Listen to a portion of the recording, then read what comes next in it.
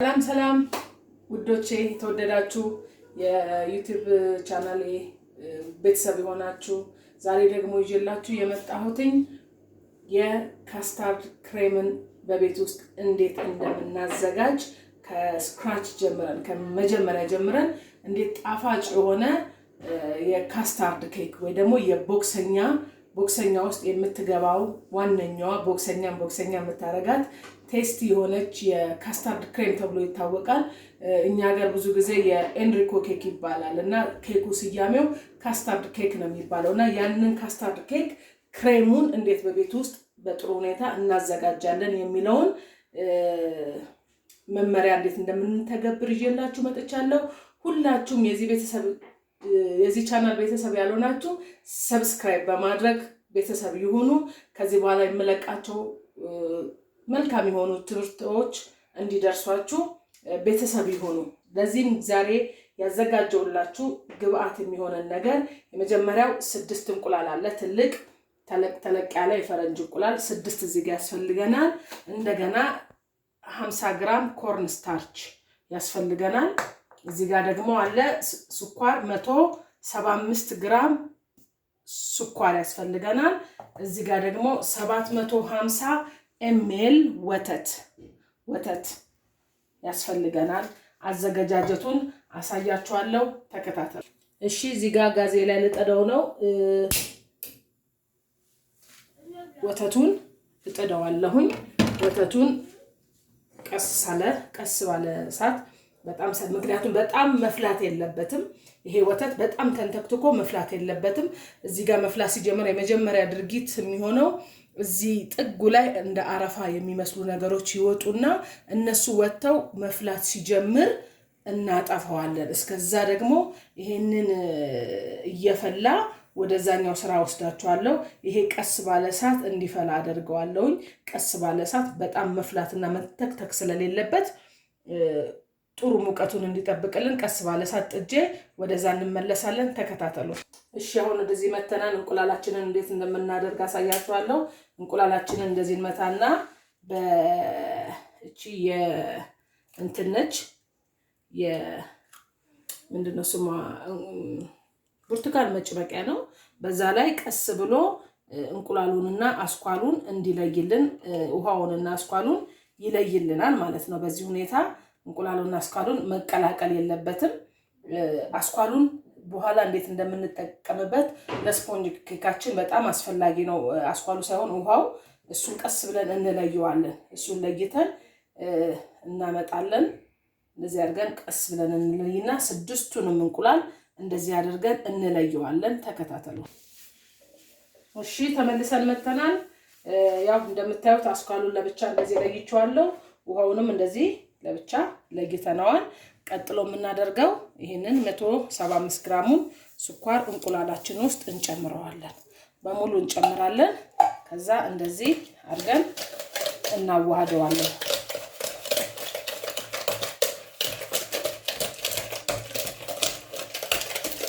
ስለዚህ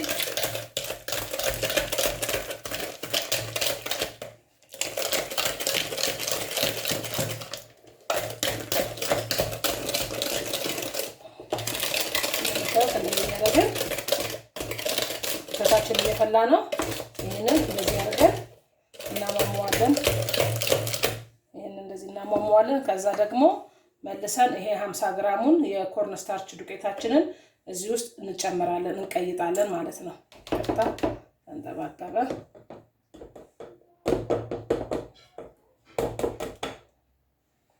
ይሄን እንደዚህ እናደርጋለን። ቀስ ብለን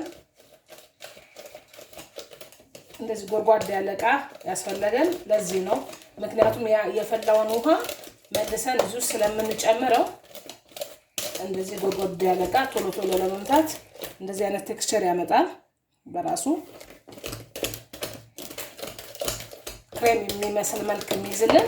ይሄንን አንዳንድ ሰዎች ቢጫ እንዲሆንላቸው እንትን ይጨምራሉ። የፉድ ከለር መጨመር ይቻላል። እኔ ግን የራሱ ከለር ሲኖረው ደስ ይለኛል። ናቹራል ከለሩ ደስ ይለኛል። ቢጫ እንዲሆን ካስፈለገም ደግሞ ያንን እናደርጋለን ማለት ነው። ይሄንን እንደዚህ መተናል ማለት ነው።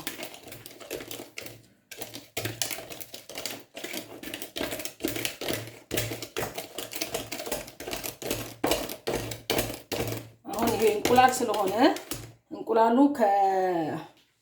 ከዛ ከጣድነው ወተት ጋር ወተቱ ሲፈላልን በትክክለኛው መጠን በጣም ባልተከተከ ሁኔታ ሲፈላ አምጥተን እዚህ ጋር እናዋሃዳለን። እሱ እንዴት እንደምንሰራ ደግሞ አሳያችኋለሁ። ተከታተሉ። ይኸውላችሁ ልክ እንደዚህ ጥግ ጥጉን አረፋ ሲሆን ሊፈላ ገና ኩፍ እንዳለ ነው። የዛን ጊዜ ምን እናደርገዋለን? እናጠፋዋለን። በቃ እናጠፋውና እንወስደዋለን ማለት ነው። ለዚህ ቦታ እንወስደዋለን ማለት ነው።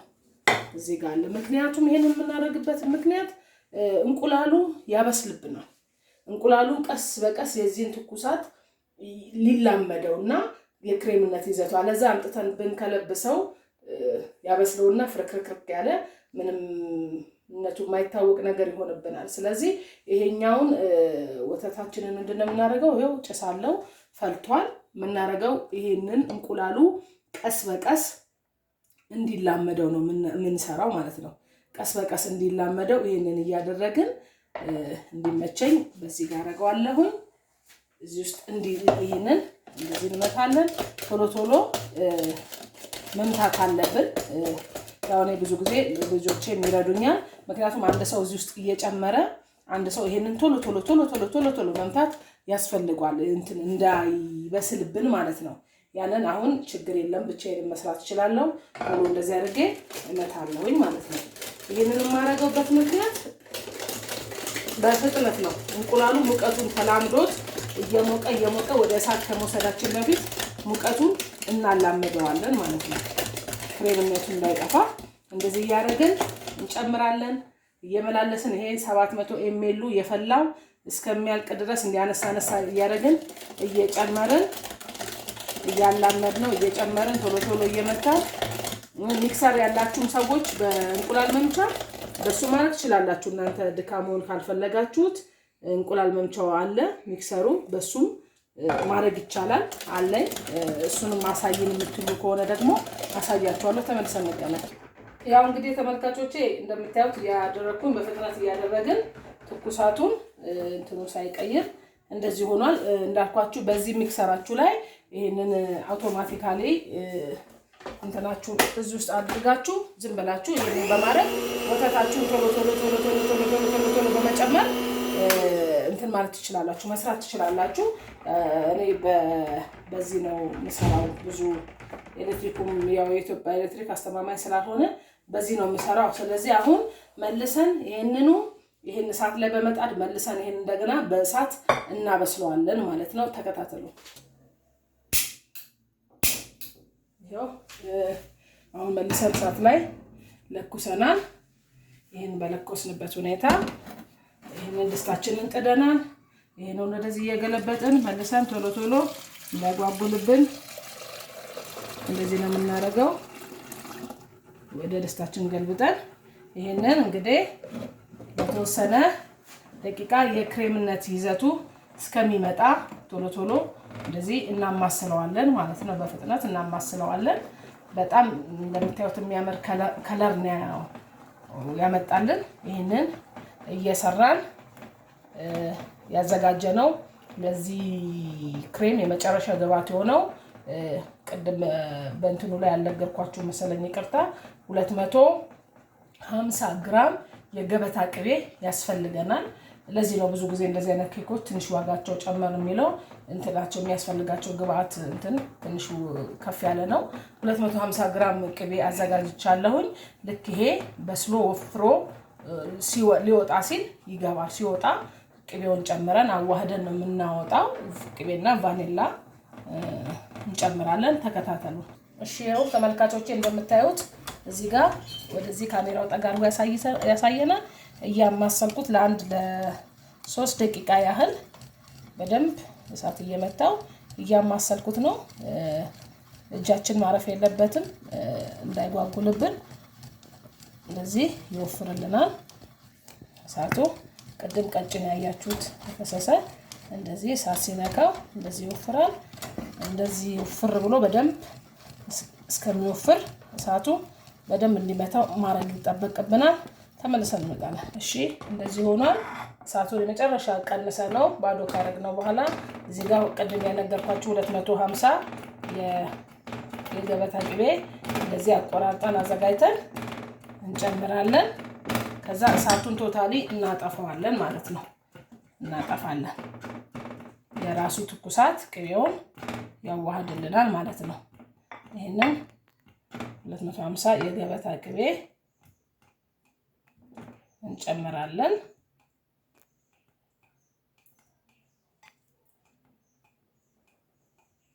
ይሄን ጨርሰን ደግሞ አዋሃጄ መጣለው አሳይቻለሁ። እንደዚህ ከዋሃድ ነው ከጨመርነው በኋላ ይቀስ ብለን እሳቱ ጠፍቷል። የጠፋ እሳት ነው። እንዲህ ያደረግን እናዋሃደዋለን ማለት ነው።